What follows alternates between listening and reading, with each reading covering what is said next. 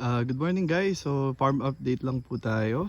So for the past few weeks kasi kaya hindi nakakapag-upload po dahil sobrang lakas po ng ulan at halos 1 month talaga na sobrang lakas ng ulan dito sa Nueva Ecija po. So hindi natin napapalabas yung mga kambing, hindi natin nabababa yung lona.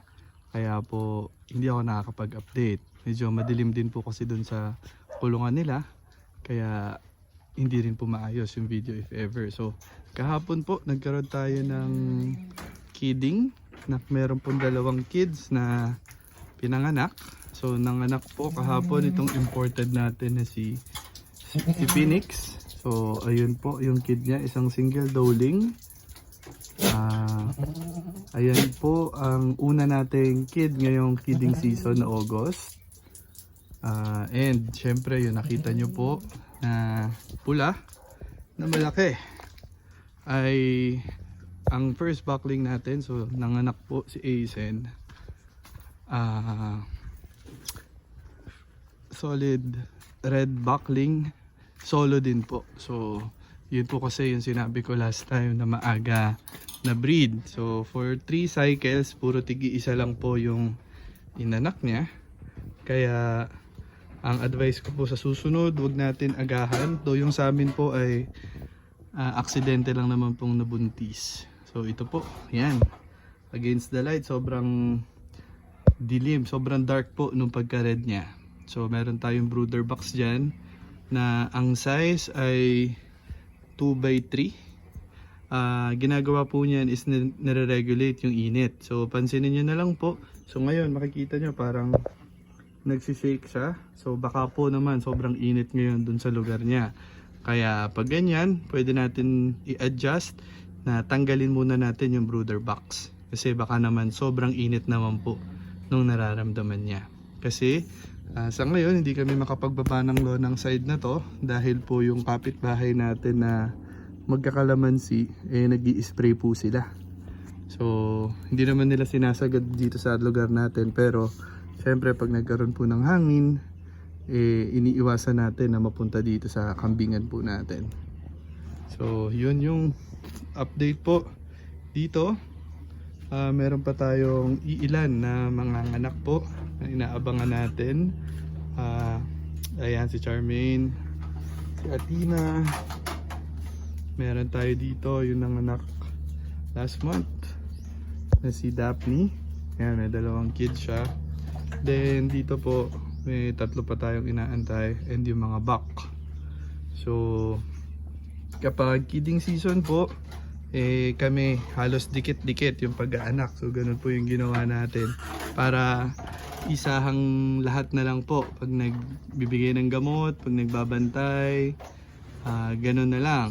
Nasa sa inyo po, nasa capacity natin kung ilan yung kaya natin isabay-sabay. Kami hopefully dapat mga 5 lang. 5 na sabay-sabay per kidding season para yung mga resources natin like itong brooder box, yung heat lamp nga po natin ngayon, isa lang.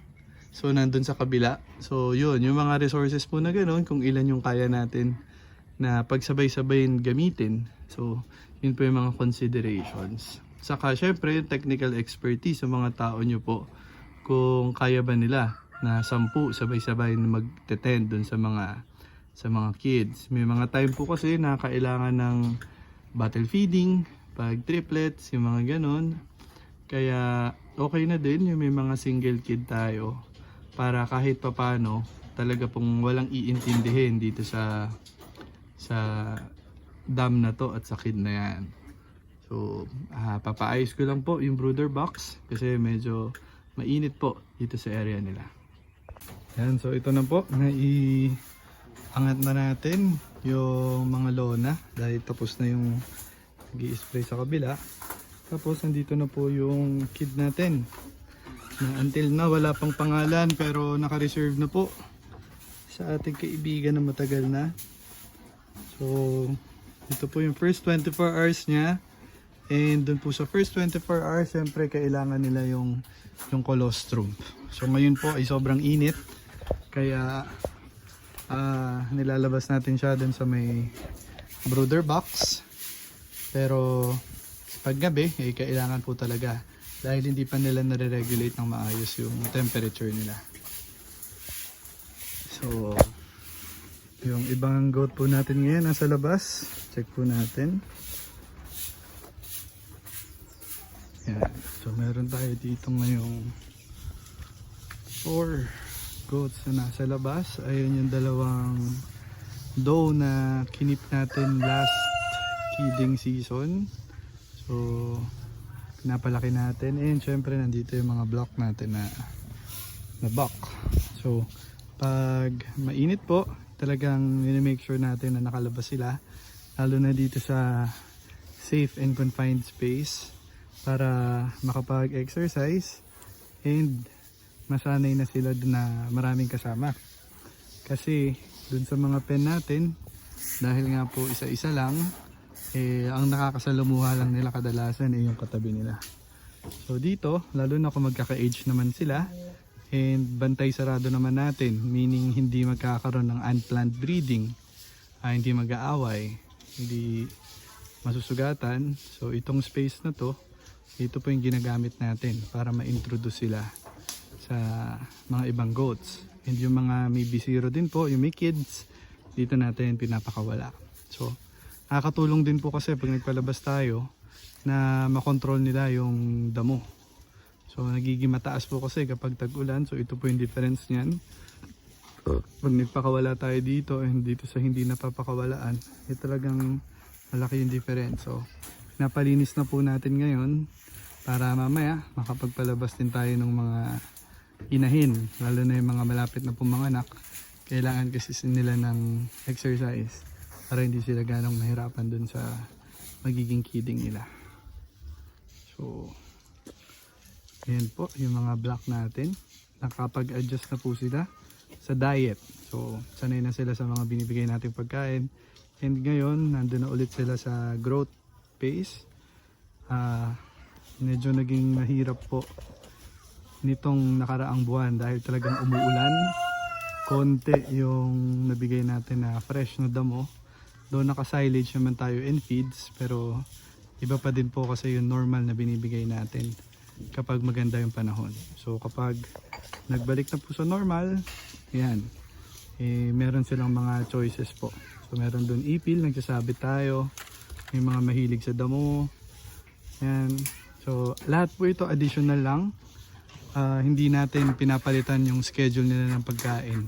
So ito dagdag lang po. Dahil itong mga to, nandun sa kanilang growth stage. So dapat yung maibigay talaga natin yung makakatulong sa paglaki po nila. Yan. So kasabay na rin po yung linis. And dito yung ilang natin. So ito isa yung nanganak. Sayang hindi ko ng camera. So dito po yung mga anak pa. Yan, si Tina. And ito yung nanganak last month. Ito na yung maliit na buckling dati. Medyo lumalaki na po. And yun yung doling na kasama niya. Ito, Chloe. And ito yung mga big mama talaga natin. Sila na yung next na due talaga.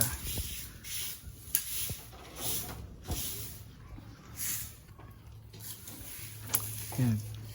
Once makapagpalabas na po tayo, mabilis naman na po nila mauubos yung mga damo na yan. Kaya wait nyo lang po, mamaya papalabasin natin sila.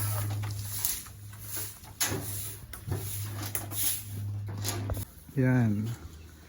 So kapag dahil sanay po sila sa ipil, yan yung kadalasan na legumes na binibigay natin, talagang pag nasa labas po, nagsasabit pa din tayo para mas makakain sila. Kasi syempre yung mga damo naman po na nasa gilid, hindi naman po ganun kataas yung nutritional value. Kaya kahit nandito sa labas, ginagamit lang po natin yung area para makapag-exercise sila, and additional na minimal lang yung nakukuha nila dyan sa damo. So ito po si Peso, yung anak ni Johnny Walker, na isang ennobled black dappled po. So ito, maganda talaga to. Ito try natin gamitin sa mga does na nasa likod. Kaya yung growth nila minamaximize natin. Kahit magkasama po sila, hindi natin binibreed yan. Magkahiwalay po ng kulungan yan. So for the purpose lang po na makapag-exercise sila. Kaya pinagsasama natin ngayon. Yan. So yan, ito po yung dalawa nating baksa ngayon. Si Peso and si Ringgit na beta na yung itatawag natin. So ang ganda po ng structure talaga nila.